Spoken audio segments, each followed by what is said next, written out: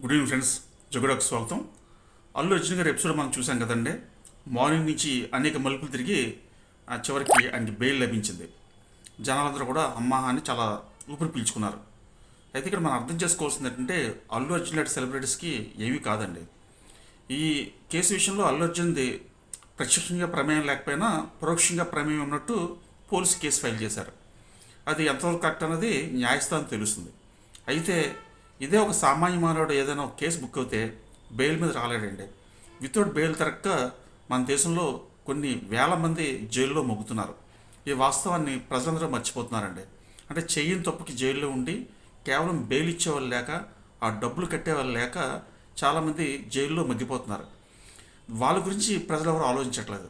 కేవలం సెలబ్రిటీస్ వెనకాల పెరగడం వల్ల మనకు ఉపయోగం లేదండి. అల్లు అర్జున్ తప్ప రైట్ అన్నది కాలం నిర్ణయిస్తుంది, కోర్టులు నిర్ణయిస్తాయి. కానీ అల్లు అర్జున్ లాంటి